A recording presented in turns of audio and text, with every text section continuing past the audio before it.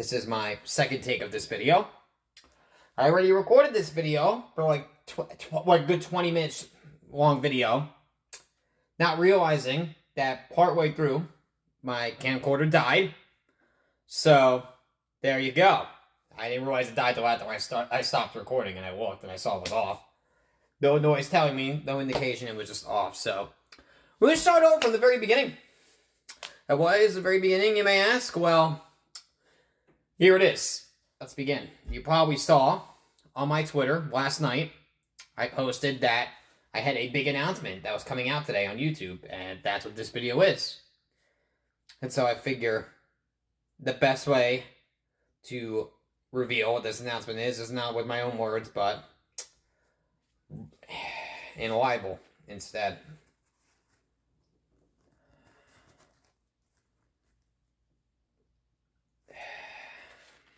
It's true. Decision. 15 years in the making.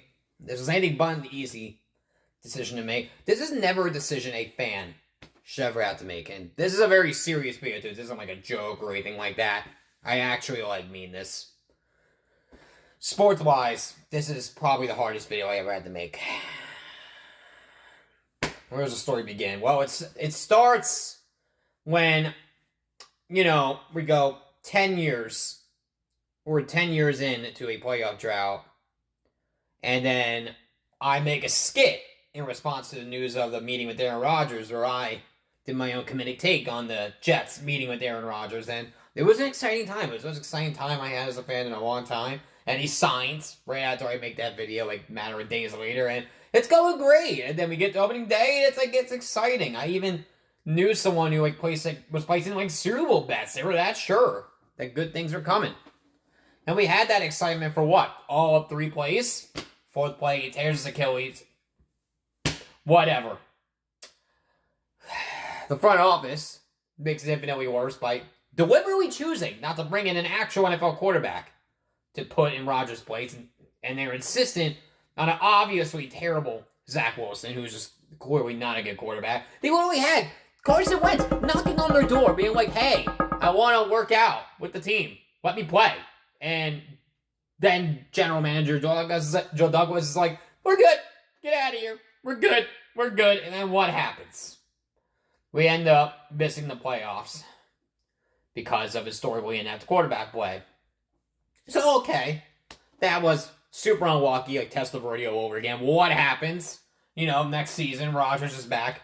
What happens? He statistically actually puts up one of the best seasons a Jets quarterback has ever had. Like, on paper, anyway. Once you get past on paper, you realize that everyone else around him regressed. Defense totally regressed. O-line regressed. Receivers regressed. You name it. And he can't move in the pocket, so the O-line's regressing. He's in trouble. So, what happens? It's a repeat, record-wise, of the previous year.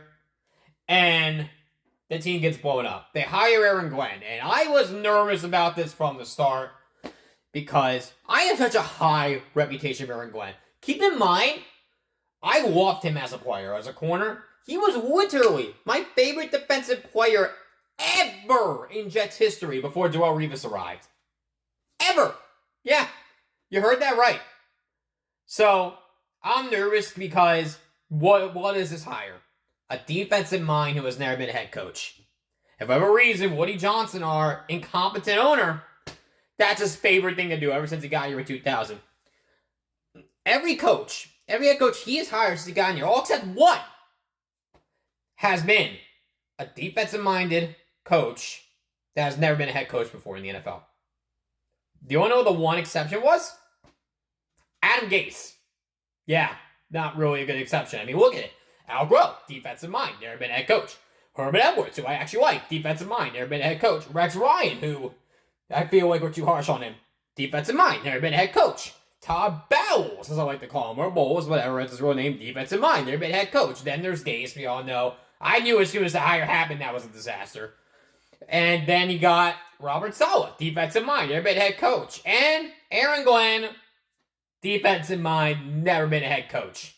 I don't know what it is with Woody Johnson and this stupid fetish of his. I know, only like so many coaches are available. Well, like, you can't do better than that.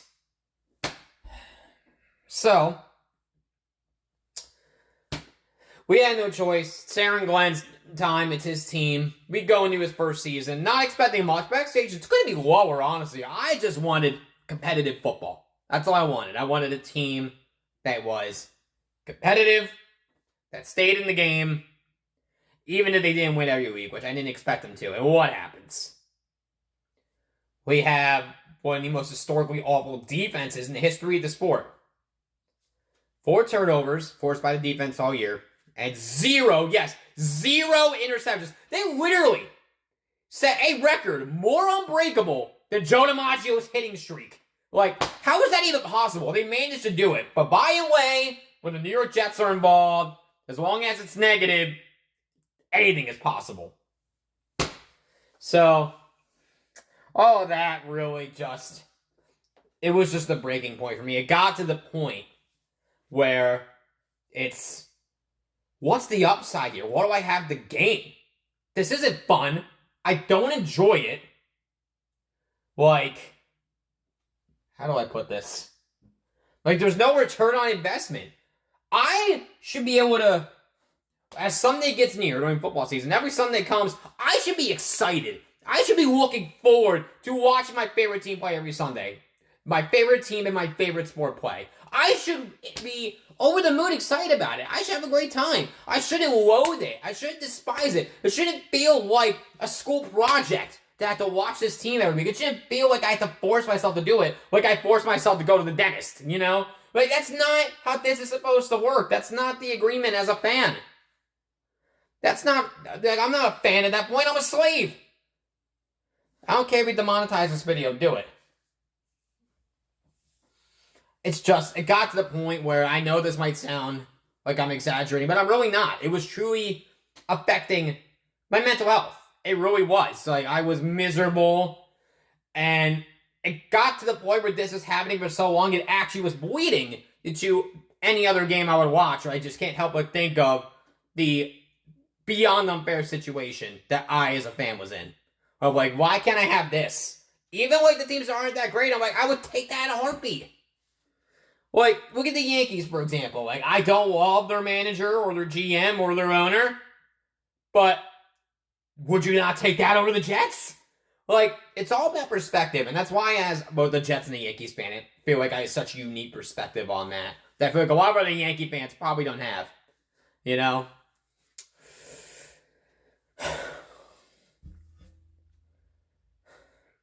It got to the point where I told myself, either Woody Johnson goes or I go. And obviously he's not going, so here we are. That way, it does not seem like he's going. It seems like he's going to give it to his just as dumb son named Brick. Yeah, Brick. Who names a kid Brick, by the way? What do you think this is, the middle? Like, oh yeah, we're in great hands of Brick. He's going to use all his Madden ratings. Yeah, he knows what he's doing. He has more power than even the GM. Yeah, that's right. We're in great hands of Brick Johnson, guys. He's got it. He's the savior. Ooh. I'm sorry if I have upset anyone with this announcement. I wish I didn't have to do this. I really do. Like, no one should have to renounce their team like this. No one should have to do it. I want to point out, I wore a single piece of Jet gear all year. Not one. No jersey, shirt, hoodie, hat. You watch my videos I've uploaded during the football season. You see me wearing any gear? Exactly. It's like, it's an embarrassment. I go out wearing Jet gear, I get laughed at. I am a joke. That's how you get beat up in public. Other teams' fans literally gang up and beat up Jet fans like they're minorities. I'm keeping that in. Anyway, that's what it's like, though. That's what it's like. Like, they are the minority team of the NFL. We are poor. It's unfair. So, those of you that will still somehow be sticking along, I've been patient for so long. Like, You can't, like, some might say, oh, you're being selfish. I'm not being selfish. If I did this after the 2011 season where we had just had 2009, 2010 back-to-back AFC championship runs, then I would get that take. But this is 15 years. This is 15 years of inept, like, other than 2015, which even that was lightning in a bottle for like a minute, was just inept, awful football. Like 10 straight years now? What, 10 straight years of double-digit losses? 2016, 2017, 2018, 2019, 2020, 21, 22, 23, 24, 25. Yeah, 10 straight years now of 10-loss seasons, basically. Other than the one, somehow Gase got 7 wins in his first year. I think that's it. It's the only time he didn't get 10 losses. I don't know how that happened. And if it was a 17-game schedule, then I'm sure he would have gotten loss number 10 too. So basically it counts. But if you are staying, then I will offer you a few pieces of advice if you want things to actually change. Number 1, and most important, stop giving the New York Jets your money. Whether it's buying tickets, getting a personal C license, buying any gear or memorabilia, you name it. Anything that involves giving that sorry excuse of an owner money, don't you dare do it. Vote with your wallets. You giving him money, you are justifying what he is doing or what he is not doing, the lack of action. The inaction, honestly. That's the biggest piece of advice I could give you on change. Hurt his wallet, so that he goes into debt, and that's how the team gets sold. The sad thing is, and this is where the breaking point was for me, I see what's happening in the next year or two. Right now, what we should be doing is Aaron Glenn should be fired. I know it's a one-year head coach. When your defense is that strictly bad, you gotta go. And we should be going after John Harbaugh, Kevin Stefanski, Matt LaFleur. There's talks about him right now. If he becomes available, go after him. Guys with proven track records, proven culture guys, proven winners. Harbaugh has a ring. You should put a blank check on his table. If you're Woody, put a blank check on his table and be like, here you go.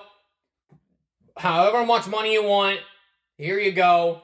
And here's all this draft capital, all this salary capital. Have at it. Build your team, build your pick your quarterback, whatever. I'm staying out of the way. That's what he should do. But instead, he's being an idiot and keeping Aaron Glenn. And our schedule, our opponents came out, not our schedule, but our opponents. And we got the AFC West and NFC North. So basically, we got like another 2-win season on the way, and what's going to happen? He's going to get by at the end of that year, and we're right back to where we started at square one.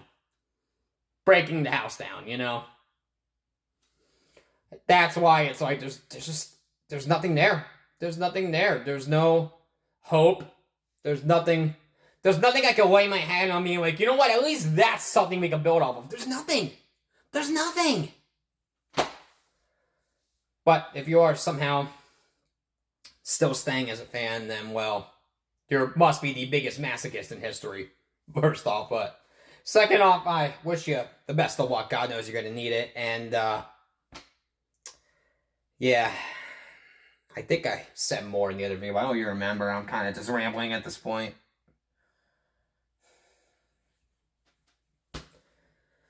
I don't even know what to say. I got no words. I just hope that by finally letting the Jets go, that I can enjoy Sundays again. That's what I want to take out of this. I want to be able to watch football and have a great time. And I think about the Jets. That's the bottom line. That's what I want. I just want to enjoy the sport of football again. I know this video has gone on for a long time, and if you're still here watching, I appreciate you. Every single one of you, thank you so much. You meant so much to me. And I don't have anything else to say. I think this is it. I will end on this, though. This video has been somber. It's been ugly. So I think we should end on a high note. So just so I could, ride off into the sunset, so to speak, I'm going to find the video on YouTube. I will credit whichever one I choose, whoever channel it is, I will definitely credit them. And we will do a top 10 Jets plays from, back at the good times, particularly 2010 and back. Back, like all the good times when I used to go to games with my dad. That was some of the best, father-son stuff. I loved it. Now you can pay me to go. It was him and Curtis Martin. I got this is a cool story, actually. I had one of my childhood friends in school growing up, one of his relatives actually worked on the Jets coaching staff at the time. This is true. And I forget if it was birthday or Christmas. It was so long ago. Got me a Curtis Martin autograph. Like, one of the coolest gifts I've ever gotten. I still have it on display in my room. You probably have seen it in videos, honestly. You've probably seen it in videos. So, yeah. We're going to end on a high note. Do a top 10 Jets plays. Most of them from 2010 back. When it was actually fun being a fan. And, yeah. I just want to thank everyone for sticking through this video. This is tough. This is really tough, but it's the best way mental health. I know that might, again, sound like I'm exaggerating, but I'm not. It's really not. So, I thank you for watching, and I end this video hoping that now that the Jets are in the past, officially, that I can go back and enjoy, for the first time in 15 years, I can finally enjoy watching the sport that I love. Alright, thank you for watching. Take care, guys.